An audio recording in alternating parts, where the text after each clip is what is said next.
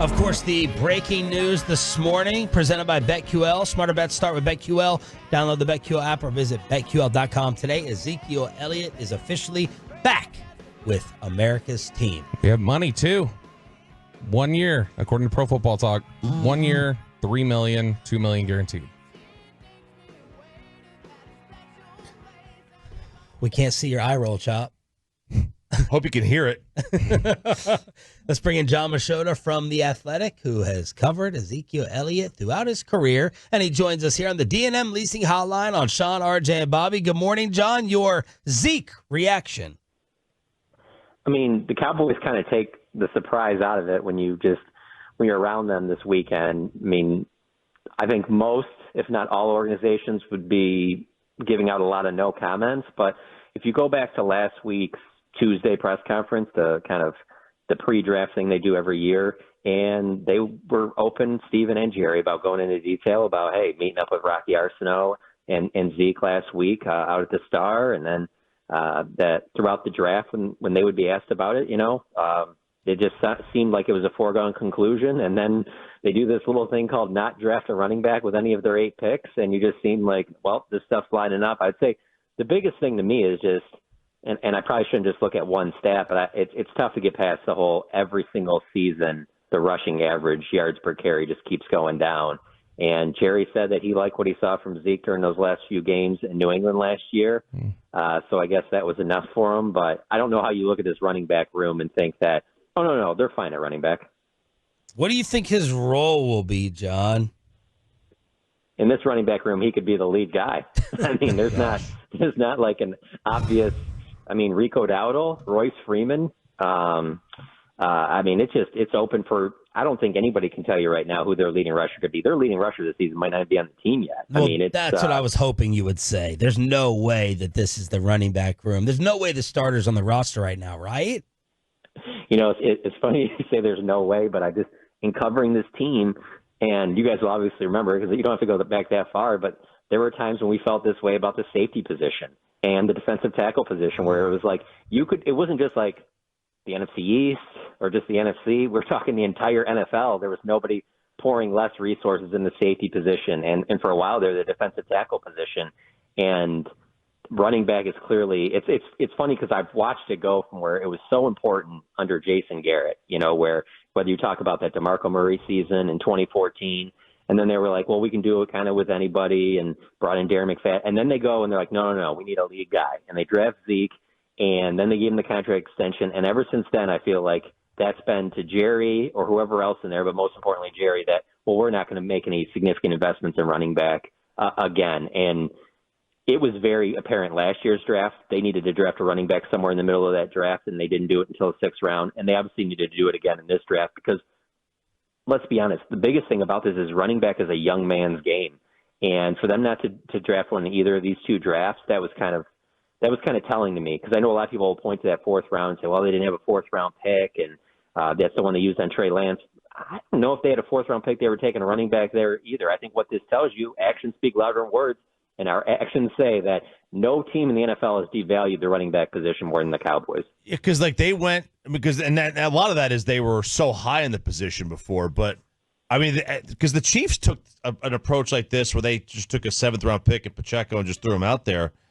Are they completely just telling everybody that we do not care? We are just going to roll out a committee, and that's it. That's what we're supposed to expect.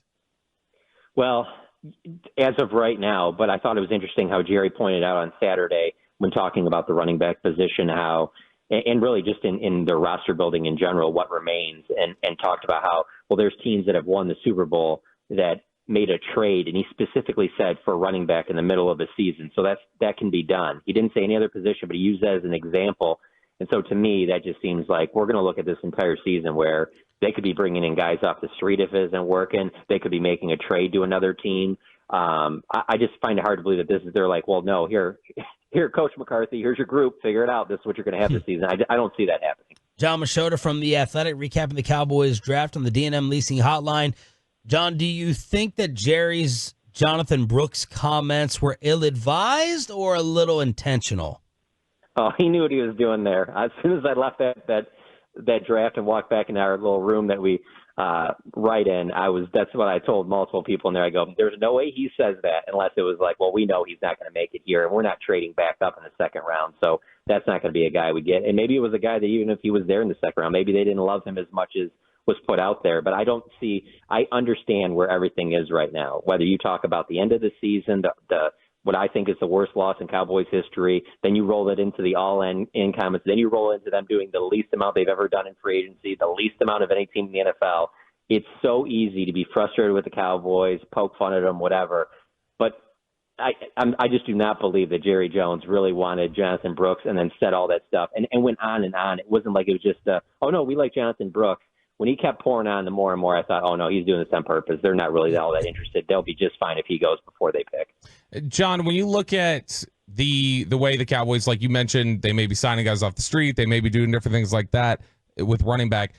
Are we setting up for potentially a replay of 2018 where they approached receiver a certain way and thought they were going to be able to get by and they were doing everything else, and then it got to the bye week and they were like, okay, now we have to go sacrifice capital and go trade for an Amari Cooper. Like, do you think we're going to be looking at midseason them going, we've clearly made a mistake here, and now we have to send draft capital somewhere to go get a running back? I think that that's likely. I'm not going to say it's 90%, but I think that there's probably a 70% chance that's what ends up happening. And I mean, hey, I'll be the first to tell you, I do think that you shouldn't spend significantly on running back. But there are levels to this. I don't know about going to the level that they're at right now. And so because of that, yeah, I would find it hard to believe. And the other thing is, too, you're not going to probably have to give as much up for a running back as, like, because when you point that out, I think a lot of people might listen to that and say, oh, they're going to give away a future first for a wide receiver like Amari Cooper. They're going to do it at the running back spot. You won't have to do that at running back just because of how the position has been devalued. But as you sit here today and not knowing what that potential player could be, and you look at the running back room, I can see where there would be a lot of concern. John, let's go through some of your impressions of the actual picks. Let's start off with Guyton and Marshawn Nealon, who they took in the second.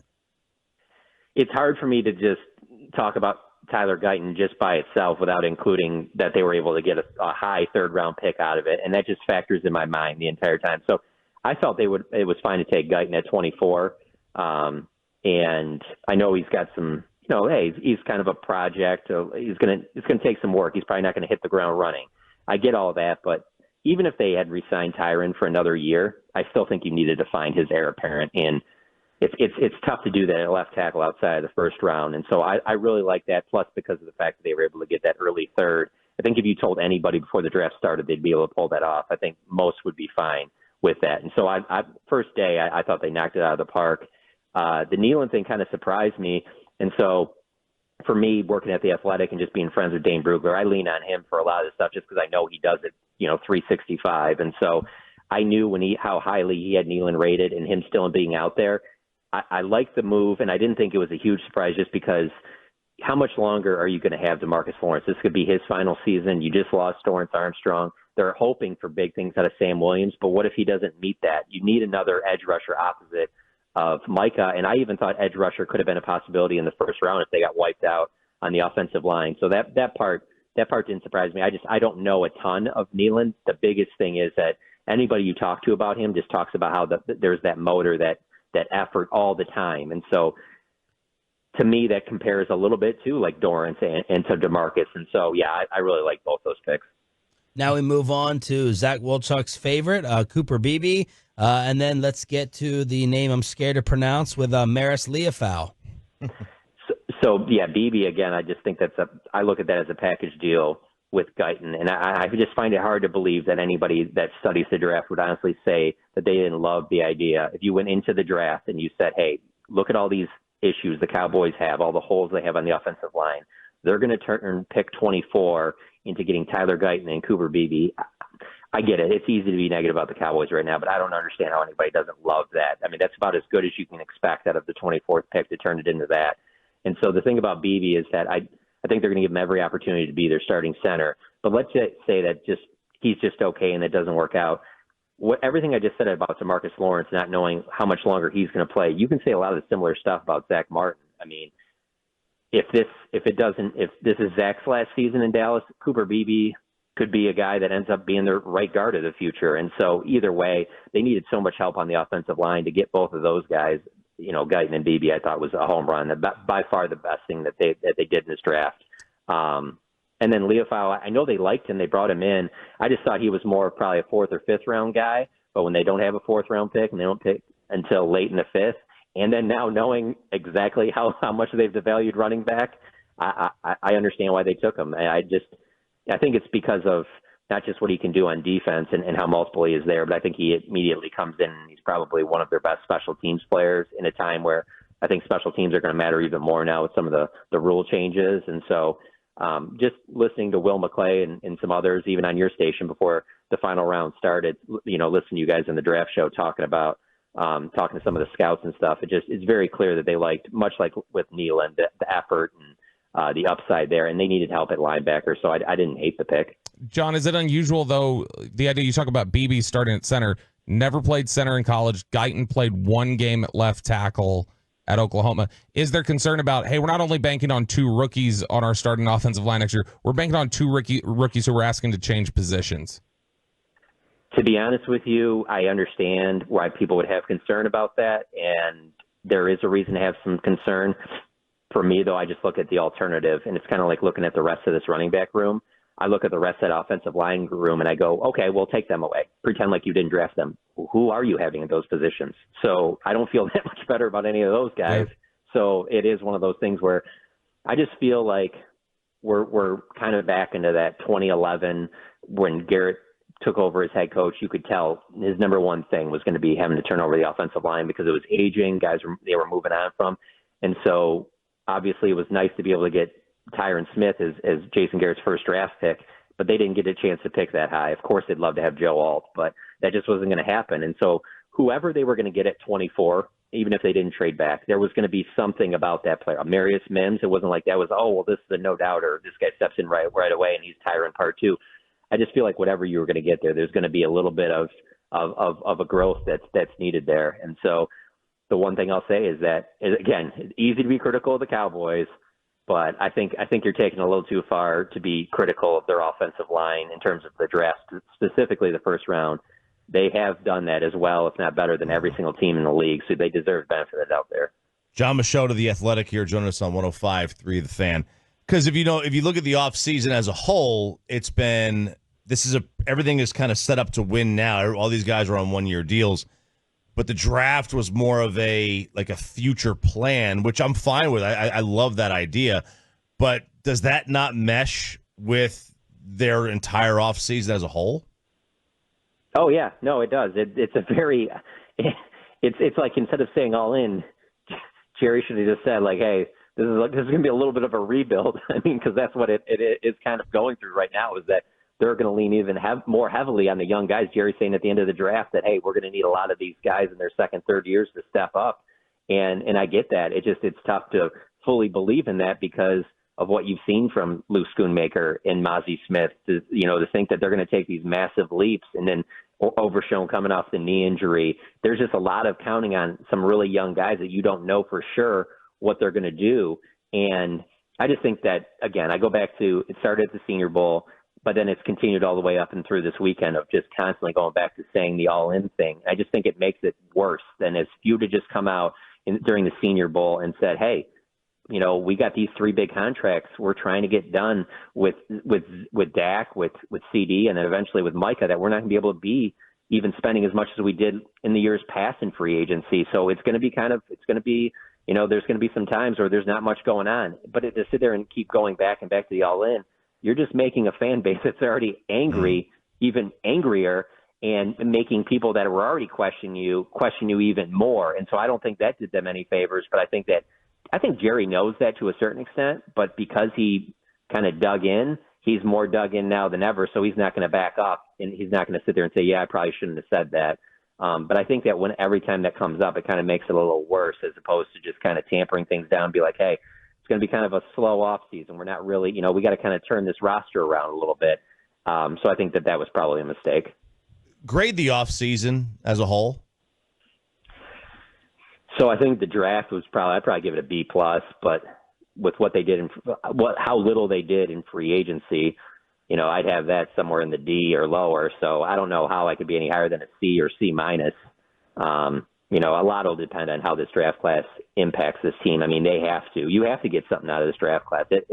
It can't be if they're going to be anywhere close to as good as they've been the last 3 years, winning double-digit games. I don't know how this draft class can be like last year's. You can't afford that, and you need last year's draft class to make a significant leap. You need at least two of those guys that you didn't get anything from last year to be major contributors, and so there's a lot of projecting there, and it's tough because last year's draft class is unlike most that they've had in the last, 10 years. You've usually had a few guys who are like, oh, yeah, you can see it right now. This guy's going to be a contributor. This guy's going to be a major factor, and we just don't know that. So it makes you just sit there and think that, like, going into this season where, much the coaching staff, final year of the contract, that it's just so boom or bust for so many of whether it's the coaching staff or older guys on the team, where if this thing gets off the tracks early, it's going to be tough to get it back on the tracks. Jon Machota from The Athletic here on Shan, RJ, and Bobby, 105.3 The Fan. John, everyone feels the same way. Everyone's furious. They're ticked off. It's the angriest offseason that I can remember in covering them. But maybe we're in for a surprise. Like, what do you think is the biggest overreaction that we're having? What are we possibly missing in thinking that this is the end for a lot of these guys on one-year deals, and this team's ceiling is now the first round of just making the playoffs? What do you think could be a big overreaction that we end up getting wrong?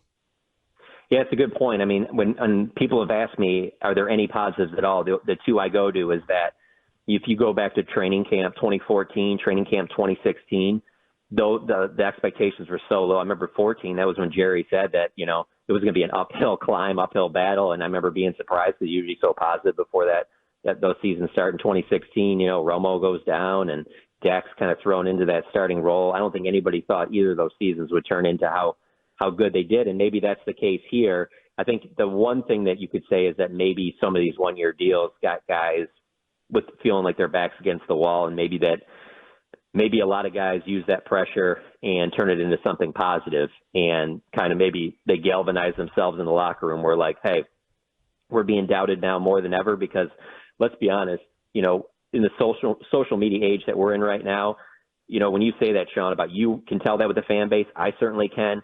I don't understand how, the players wouldn't. There's just no way that they wouldn't know. So I can see a behind the scenes of being like, oh, everyone thinks that we're going to drop off, and maybe they use that as kind of a rally cry to, have a better season than we expected. The one thing I will say though about that is, sometimes it's out of your hands, and that's also, you're probably going to need to be pretty fortunate in the health department. That's the thing I keep going back to last year. And that starting offense that ran out on the field against the Packers, that's pretty much the starting offense you had day one in training camp. Can you promise that's going to happen again? There was a lot of things that happened last season that set you up perfectly. So to see them overcome some things that they're going to have to overcome this year and then go deeper and have a better season than last year, it's really hard for me to believe right now. John, what is the reality and truth of the statement and thought that the Cowboys are cheap? Oh, there has to be some truth to that, just because of the fact that, and I don't know if it's cheap, because it's tough, because if you're going to say cheap, then does that put them as bottom 10 in the league? I don't think they're like that. The way I look at it is, and this is in my time just being down here, moving here at the end of 2010, I don't look at the Cowboys like I look at, and of course they have a salary cap, but I think of the Cowboys the way you should think of the Yankees and the Dodgers, where it's just it's very clear, especially with the Dodgers, that they're spending every last penny to try and put a World Series team out there. And with the Cowboys, I feel like they're putting in the effort, but it's not the effort that I think a lot of people might expect from the team that's really probably the most famous sports franchise in the world, clearly the most valuable sports franchise in the world. I mean, this franchise, if Jerry put it up for sale, who knows? It might be $15-20 billion. Yeah. And so because of that, I think that a lot of people would think that every last penny they can spend, they're spending. I think they spend a lot, but I don't know that it's on that level. What do you think is really going on with the Dak negotiation? I mean, I beat this to death, but I'm very big on actions speak louder than words, and actions are that they're willing to let him play this year out. And It's kind of surprising, just because every other move that they've made for really the last decade. I mean, honestly, you can go back to 2012. Like, after Brandon Carr / trade up for Mo Claiborne, it's been a very conservative, whether it's draft, whether it's free agency, trades, things like that. And because of that, I'm like, well, the most conservative thing you can do is just get a contract done with Dak. That's your guy. But when there's not a contract done, and then listening the way Dak answered questions a week ago, it makes you start thinking that, hey, this could be the last season more so than ever when he's been the quarterback of the Cowboys. And I think that for me, it's just surprising because, even though I didn't grow up in Dallas, like when I think of the Dallas Cowboys franchise quarterback, I don't think of that player ever putting on another team's helmet. Like, they only play for the Cowboys. And so I think that has to be a factor right now. I do still think that Jerry will ultimately get something done with Dak, even if it goes to, in free agency next year. I do think that ultimately something will get done, but you have to think now more than ever that there's a possibility that Dak Prescott one day does wear another team's helmet. All right, real quick, John, just percentage number, nothing else. What is your percentage number 1 year from today Dak's under contract with the Cowboys? 65%. Okay. We have him on because of the YouTube traffic that he brings. Jon Machota, didn't he light up the wall? He always does, and he's like the greatest cinematographer of all time with the training camp videos and stuff he gets with his cell phone. It's unreal. That's my strategy at training camp. I just put my phone above John's and hope it looks as good. Jon, thank you so much for the time, man. We appreciate it. You didn't think about going back to your stomping grounds for the draft? And what would have been the top 3 hot spots if we went to broadcast there that we had to hit in Detroit? That's a good question. Well, I certainly would have went to a Tiger game just because they had a day game on that Friday. I think Comerica's a good park, and so I think that would definitely be there. It's tough because there's not a lot of places that I would recommend when it's packed like it is down there, and I'm super proud of the way that they turned out. I mean, what was the attendance? 700,000+. That's a record. Yeah, I've just been a guy that I'm not a big hockey guy, and I tell people all the time that, like, it bothered me when I lived there that people would call it Hockey Town because it's not Hockey Town. It's Hockey Town because that was the only team that was really winning consistently. But that is no question a football town. It's just the football team has never given you anything to cheer for. And I can tell you right now, it would not have been 750,000 if this is mid-2000s and it was during the Matt Mellon era. They wouldn't have turned out like that. But they're coming off of, that's the best Lions season, 40, 50 years. And so I loved all that. But to answer your question, the reason I wouldn't go is I went in 2016 to Chicago when they just because they had that top 5 pick and took Zeke, and when you're there covering it, I mean, it's very much like if you guys have ever been to like a Super Bowl, it's so made for TV that covering it like boots on the ground really isn't the best thing. And the access you get at the Star is 1,000 times better because Jerry, after those press conferences are over and you talk to him, you just don't know what he's going to say. And so because of that, you just got to be where Jerry's at. And so that's the only reason that I wouldn't have went. Awesome stuff. Thank you as always, brother. Appreciate it. No problem, guys. Anytime.